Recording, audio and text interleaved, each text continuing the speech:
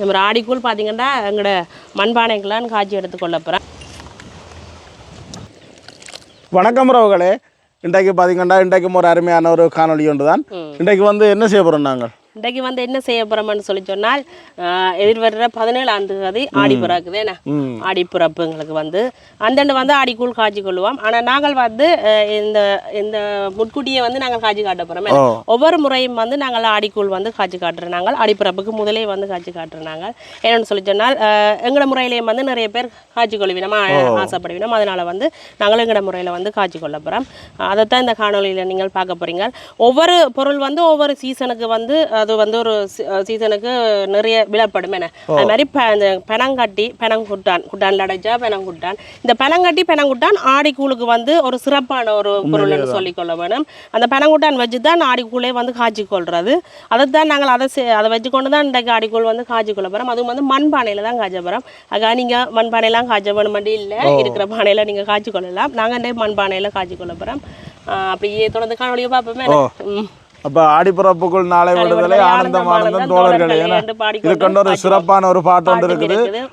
பள்ளிக்கூடம் போகிற வயசுலேயே எல்லாருக்குமே கூடுதலாக தெரிஞ்சிருக்கும் இந்த பாட்டு. அப்போ நாங்கள் தொடர்ந்து அப்படியே பார்ப்போம். இப்போ பார்த்தீங்கன்னா ஆடிக்கூழ் காய்ச்சறதுக்கு அம்மா தான் வந்திருக்கு. அதுவும் வயல்கரையில் இந்த ஆடிக்கூழ் காய்ச்ச போகிறோமே. என்ன அதோட பார்த்தீங்கன்னா பெனங்குட்டான் வாங்கியிருக்கிறோம் பாருங்க. இது ரெண்டுமே 1/4 கிலோ. அதோட பெனங்கட்டியாகவும் வாங்கியிருந்தாங்க. இது தனியாகவே 1/4 கிலோ. கிட்டத்தட்ட 1/4 கிலோ 400 தொடக்க 450 ரூபா வரைக்கும் போகுது. இது இப்போ ஒரு குட்டானை அடைச்சி வைக்கணும். இது 200 ரூபா ஒரு இப்படி குட்டான். இந்த ஒரு குட்டான் இது ரெண்டும் 400 ரூபா. இது இப்போ குட்டானில் அடைச்சபடியாக தான் பென குட்டானுன்னு சொல்லிக்கொள்றது. அந்த இது குட்டான் இந்த பென ஓலையில், இந்த பென ஓலையில் குருத்தோலையில் இது பின்னி செய்து கொள்வது இது இருக்கட்டுக்கும். அதோட இப்போ ஆடிக்கூழுக்கு என்னென்ன பொருள் தேவை என்று நாங்கள் பார்த்தோம்னா, பிரதானமானது எங்களுக்கு பெனங்குட்டான் அது எடுத்து வச்சுருக்கிறோம். இங்கே அரிசிமா எடுத்து வச்சுருக்கிறோம். பச்சை மாத்தான் அதில் 2 பணி அளவில் எடுத்துனாங்க. ஒரு அரை பணி அளவில் அதில் உருண்டை பிடிக்கிறதுக்காக எடுத்து வச்சுருக்கிறோம். பாதி தேங்காய் அளவில் நாங்கள் சூந்து போடுறதுக்காக எடுத்து வச்சுருக்கிறோம். இங்கே பார்த்திங்கன்னா 100 கிராம் கச்சான் பருப்பு வரத்தெல்லாம் தோல் நீக்கி வச்சுருக்கிறோம். 150 கிராம் பயறு அளவில் அதையும் வறுத்து தான் எடுத்து வச்சுருக்கிறோம். 5 கிராம் ஏலக்காய் பவுடர் வறுத்து பவுடர் ஆக்கி வச்சுருக்கிறோம். இதோட நாங்கள் சுடு தண்ணி தேவையான மாதிரி தேங்காய் பூ ஒரு 2 தேங்காய் அளவில் திருவி பால் எடுக்கிறதுக்காக எடுத்து வச்சுருக்கிறோம். இப்போ முதல்ல என்ன செய்ய போகிறோம்னா, பயரை கழுவி நாங்கள் அவிய விட போகிறோம்.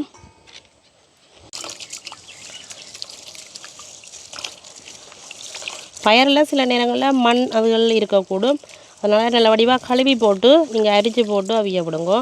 பயிரை இப்போ நீங்கள் வறுத்த பயிரையும் இப்படியே போட்டுக்கொள்ளலாம். எங்களுக்கு கூழ் அப்படி காய்ச்சி போட்டு கொண்டு வரைக்க கொஞ்சம் மிருகி கொண்டு வரும். அப்போ நல்லாவே அவியாது பயிறு ஆக கடிபடும். அதனால் நோமலாக கொஞ்சம் அவிய விட்டால் சரி. நல்லா கரைஞ்சி அவிய வேணும் இல்லை, உங்களுக்கு அரைவாசி அளவில் அவிஞ்சால் காணும் பயிறு. கழுவி எடுத்த பயிருக்கு அளவாக தண்ணி விட்டுக்கொள்ளுவேன். அதோட இந்த பயிருக்கு கொஞ்சமாக உப்பு சேர்த்துக்கொள்ளுவேன்.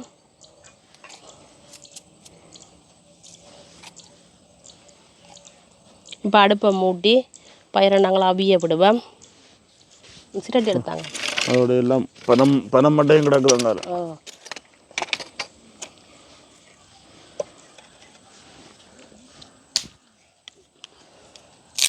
அம்மா பெண்ணாடை பொருட்கள் எழும்புறா. பெண்ணாடை வச்சா டக்குன்னு 3 என்ன காற்று கூடாண்டா அந்த தூசு பராக்கும். மற்றபடி இப்பண்டே காற்று இல்லை. ஆனால் சரியா அடித்த காற்றுக்கு காற்றே இல்லை.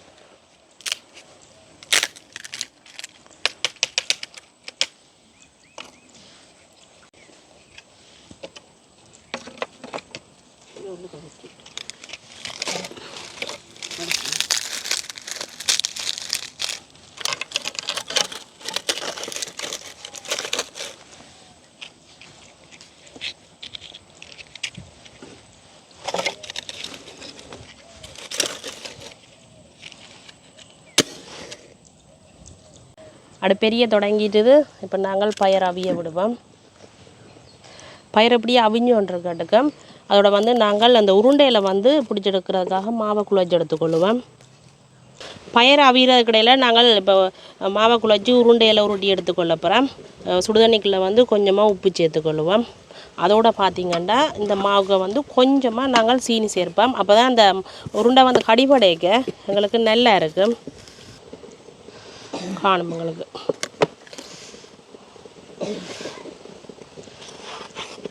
அப்படியே நல்ல வடிவாக கலந்து விட்டுட்டு அப்படியே சுடுதண்ணியை அளவளவாக விட்டு நாங்கள் குழைச்சி கொண்டா சரி.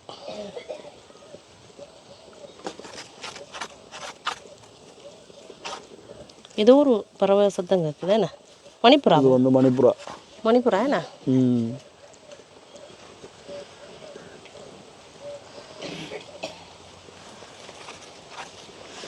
பார்த்தீங்கன்னா நார்மலாக நீங்கள் இடியப்பமாக எந்த பருவத்தில் குழைச்செடுப்பீங்களோ அந்த பருவத்தில் குழைச்செடுத்தா சரி. உருண்டையில் பிடிக்கக்கூடிய மாதிரி இருந்தால் சரி. இந்த மா குழைக்கிற பதம் வந்து இப்போ என்ன செய்யப்படுறோம்னா சின்ன சின்ன உருண்டையில் வந்து உருட்டி எடுத்துக்கொள்ளுவோம். உருட்டுக்கம்மா.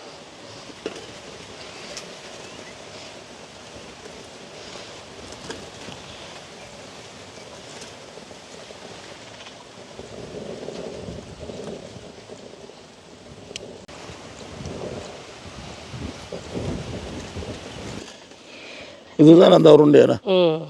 இப்போ நாங்கள் இந்த அரிசி மாவிலேயே கொஞ்சம் இல்லை தூவி போட்டு விட்டால் இந்த ஒன்றோட ஒன்று விட்டாங்க. பார்த்தீங்களா எப்படி இருக்குன்ட்டு.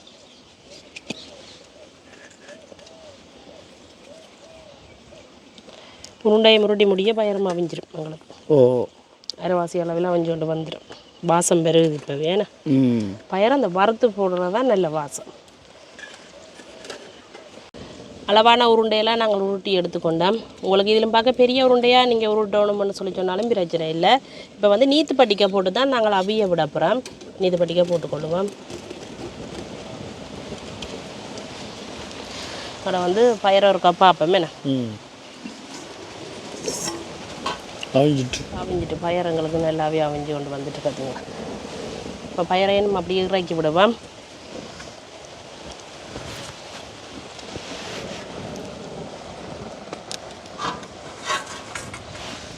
இப்போ வந்து புட்டு பானைக்கு தண்ணியை விட்டு அப்படியே உருண்டையெல்லாம் அவிய விடுவேன்.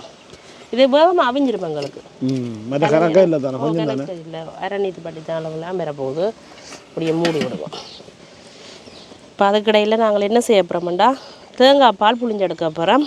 இதில் பார்த்திங்கன்னா 2-3 வேலை இருக்குது.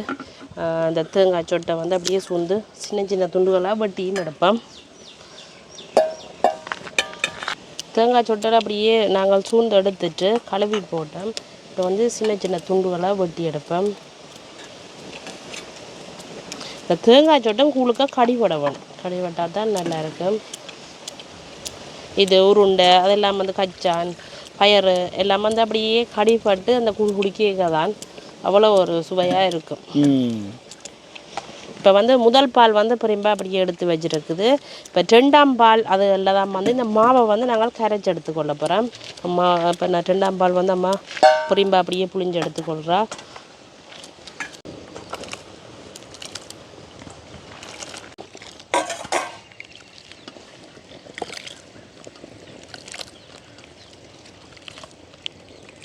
இப்போ பார்த்திங்கன்னா உருண்டை வந்து அவிஞ்சிருக்கு எங்களுக்கு.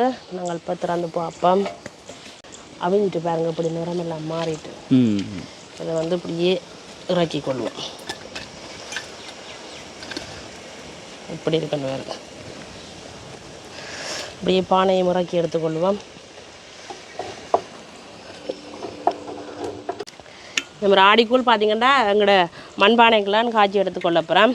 முதல்ல என்ன செய்ய போகிறோம்னா நாங்கள் 2ஆம் பாலாக புளிஞ்சு எடுத்து வச்சுருக்கிறோம் தானே பாலை வந்து விட்டுக்கொள்ளுவோம்.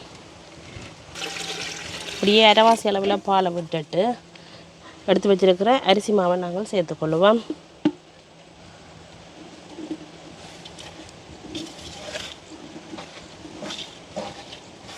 இப்போ வந்து நல்ல வடிவாக அப்படியே கரைச்சி எடுத்துக்கொள்ளுவோம். இந்த கட்டி இல்லாமல் அப்படியே கரைச்சி எடுத்தா சரி. ஆடிக்கூழ் காய்ச்சறது உண்மையிலுமே பெரிய ஒரு கஷ்டமான வேலை இல்லை எங்களுக்கு. ஒரு இலகுவான வேலை தான் ஆடிக்கூழ் காய்ச்சறது. ஆனால் இப்போ நாங்கள் மற்ற சாப்பாடுகள் வந்து ஆடிப்பிறப்பை விட வேறு சாப்பாடுகள் இப்போ பலகாரங்களோ என்னவோ வேற ஒரு நிகழ்வுக்கு என்னவோ செய்து கொள்வோம். ஆனால் ஆடிக்கூழை பொறுத்தளவில் இந்த ஆடிப்பிறப்பில் மட்டும்தான் நாங்கள் ஆடிக்கூழ் காய்ச்சி கொள்வோம். மாமா அது என்ன இப்போ யோசிப்போம் நாங்கள் இன்னொரு நாளைக்கு ஆடிக்கூழ் காய்ச்சி இந்த ஆடிப்பிறப்பில் யோசிப்போம் இன்னொரு நாளைக்கு காய்ச்சி குடிப்போம்.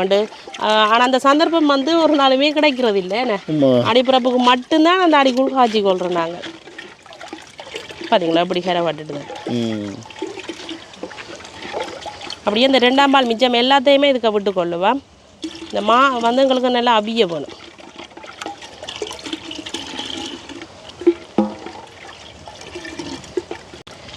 இந்த 2ஆம் பாலில் மாவு நல்ல வடிவாக கரைச்சிட்டேன். இப்போ அடுத்ததாக பார்த்தீங்கன்னா ஆடிக்குழுக்கு பிரதானமான பொருள் உண்டு பெனங்குட்டான. என்ன இந்த பெனங்குட்டான முதல் வெட்டி எடுப்பேன்.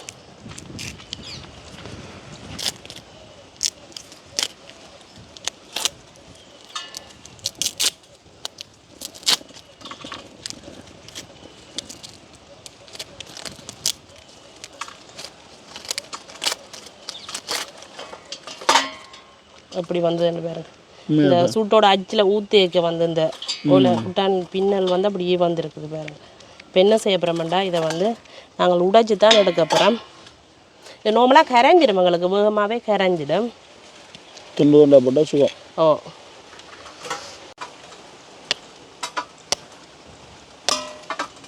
பெரிய கத்தியன்னா ஒரு கடிக்கவே அப்படி உடைஞ்சிடும். அதுதான் சின்ன கத்தியண்டபடியாக அது அந்த மா அவிஞ்சு காய்ச்சிப்படவே எங்களுக்கு இந்த குட்டானம் வந்து அப்படியே நல்லா கரைஞ்சிடும். தனியாகவே நாங்கள் குட்டான் போட்டு மட்டும்தான் டை காய்ச்சப்புறம். இப்போ உங்களுக்கு இந்த இனிப்பு காணாட்டிக்கு நீங்கள் சீனி வந்து சேர்த்துக்கொள்ளுங்க.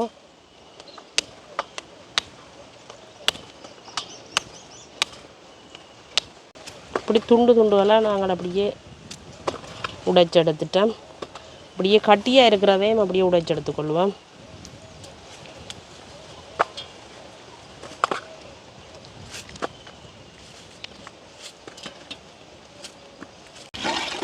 இப்போ உடைச்செடுத்த பெனங்குட்டானுகளை வந்து நாங்கள் இந்த பானைக்கு சேர்த்துக்கொள்ளுவோம். அப்படி இதை விடுங்க இருக்கு கொஞ்சம் இந்த மாவில் கிள்ளி ஊற்றி அப்படியே கலந்து விடும்.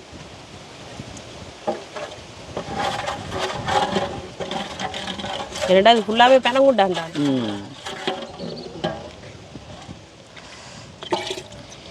ரைட் அப்படியே நல்ல வடிவாக அதையும் இருக்க கலந்து விட்டுட்டு அது சூடாக அப்படியே கரைஞ்சி ஒன்று வந்துடும் எங்களுக்கு. இந்த முறையான ஆடிக்குள் வந்து ரெடியாக போகுது. இப்போ அப்படியே நாங்கள் அடுப்பில் பானையை வைப்போம்.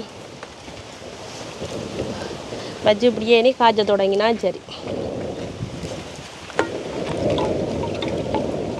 இப்படியே மா நல்லா அவிஞ்சு காய்ச்சி பட்டு கொண்டு வரட்டுக்கு நாங்கள் அப்படியே நல்ல வடிவாக கிண்டி விட்டு கொண்டு இருக்கோம் வேணும். ஏன்னா அப்படியே அடிபடிச்சிடும் பிறகு.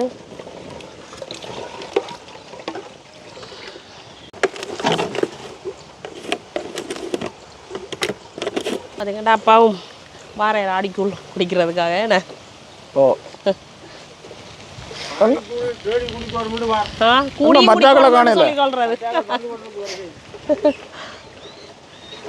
ஆடிக்குள் தேடி குடிக்கணுமா கூடியும் குடிக்கணுமாப்பா. அதான் மரிசியில் வந்தா சரி. அப்படியே பேருக்கம்மா அவிஞ்சு நல்லா அப்படியே திக்காக வந்து கொண்டிருக்குது. இப்போ என்ன செய்ய போகிறோம்னா இந்த பருவத்தில் நாங்கள் அவிச்சு எடுத்து வச்சிருக்கிற பயரை வந்து சேர்த்துக்கொள்ளுவோம்.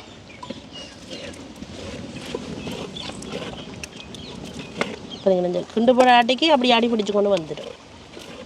தொடர்ந்து கிண்டி கொண்டே இருக்கணும். ரீ கொண்டு வர்றது அப்படியே பார்க்க தெரியுது இல்லை ரீ கொண்டு வருது. மண்பானைக்கு இப்போ சூடு வந்துட்டுதுண்டா மண்பானைக்கு வேகமாக இருக்கும் எங்களுக்கு. அடுத்ததாக பார்த்தீங்கன்னா தேங்காய் சொட்டு.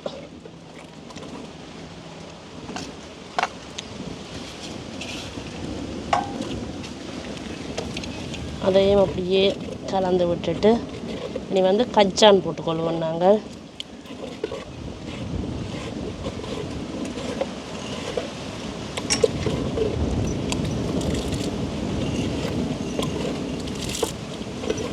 இதெல்லாம் அப்படி கடிபட உண்மையிலேயே அந்த மாதிரி தான் இருக்கு. அதோட அடுத்து பார்த்தீங்கன்னா நாங்கள் முதல் திறமை எடுத்து வச்சுருக்கிற பால் இருக்குது தானே, தேங்காய் பால், அதை வந்து நீ விட்டு கொள்ளுவோம். பாருங்கள் நல்லா ஃபுல்லாகவே அப்படியே நல்லா திக்காக வந்துட்டு அதுக்குள்ளே பாருங்கள் இவ்வளோ பயறு கச்சான் அதோட வந்து தேங்காய் சொட்டெல்லாம் அப்படியே நல்ல நிறையவே போட்டிருக்குறேன்.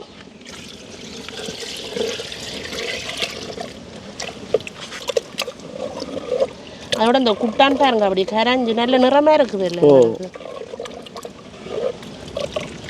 இன்னும் இந்த முதல் பால் கொதிச்சு வரவே எங்களுக்கு சரியாக இருக்கும். ஆனால் கொஞ்சம் கொதிச்சு கொண்டு வரைக்க நாங்கள் என்ன செய்ய போகிறோம்னு சொல்லிட்டோம்னா அவிச்சு எடுத்து வச்சிருக்கிற முருண்டை இருக்குது தானே, அதை வந்து போட்டுக்கொள்ளலாம். இன்னும் கொஞ்சம் கொதிக்கட்டுக்கும் எங்களுக்கு. நல்லாவே எங்களுக்கு கொதிச்சு கொண்டு வந்துட்டுது.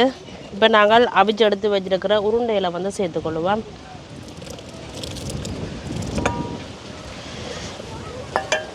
அதோட பார்த்தீங்கன்னா ஏலக்காய் வந்து பவுடர் ஆக்கி வச்சுருக்கிறோம். இதை போடத்தான் இன்னும் நல்ல வாசம் வரும் பாருங்க.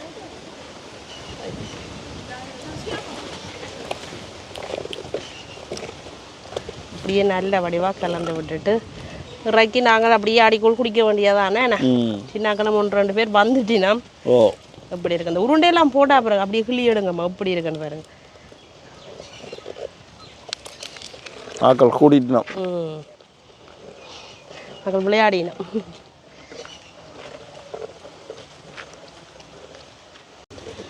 இப்போ பார்த்தீங்கன்னா அடிக்கூழ் வந்து அப்படியே ரெடி ஆகிட்டுது. நாங்கள் இறக்கி எடுத்துக்கொள்ள போகிறோம். எப்படி இருக்குன்னு பாருங்க. இப்படி இறக்கி கொள்ளுவோம். கூழ்பானை வந்துட்டுது.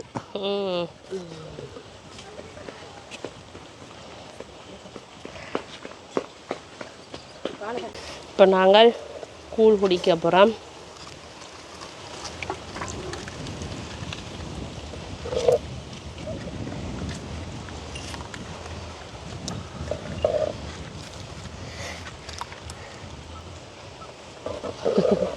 கூழ் விடாமன்னா பக்கத்தில் வந்து இருந்துட்டாரா?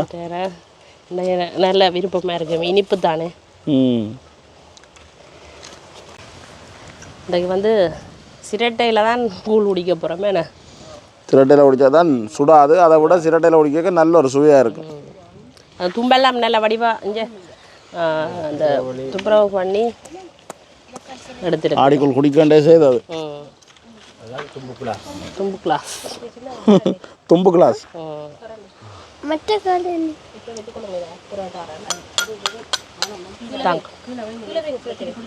கீழே வைப்பீங்களா? வைக்க மாட்டீங்க? இல்லை புள்ள பிடிச்சிருக்கு கொஞ்சம் தானே விட்டுருக்கேன். சுடாது, சிரட்டை சுடாது.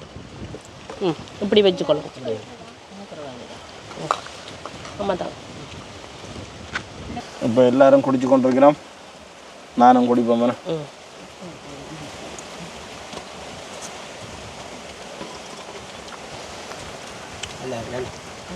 அந்த மாதிரி இருக்கு.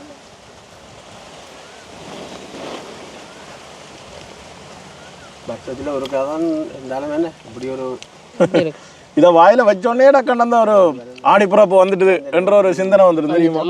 தீபாவளி பொங்கல் வர்ற மாதிரி இது. அதப்போ அந்த பலகாரங்கள் அதுகள் நாங்கள் பிறகு சாப்பிட்டுக்கொள்வோம். ஆனால் ஆடிக்குள் வந்து இந்த ஆடி மாதத்துக்கு பிறகு நாங்கள் ஒரு காலம் காய்ச்சி குடிக்க மாட்டோம். காய்ச்சறே இல்லை. மற்றது டக்கண்டு வாய்க்குள்ள விடக்கூடாது, அள்ளி போடணும். நாங்கள் இரண்டால் சரியான தடிப்பு கொடுத்தது தானே டக்கண்டு நாங்கள் அள்ளி போடணும்.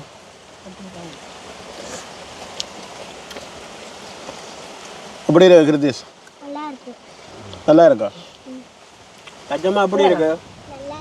சோக்கா இருக்கு.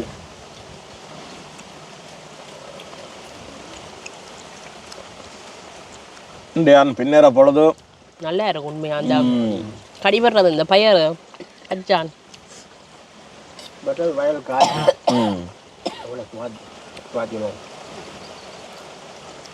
உண்மையிலேயே பார்த்தீங்களென்றால் ஆடிப்புறப்புக்குள் நாளை பிறந்தது ஆனந்தம் ஆனந்தம் தோழர்களே என்று ஏன்னா நல்ல ஒரு பழைய பாட்டு ஒன்று இருக்குது. உண்மையதான், ஆடியை வச்சு நிறைய பாட்டுகள் இருக்குண்ணா.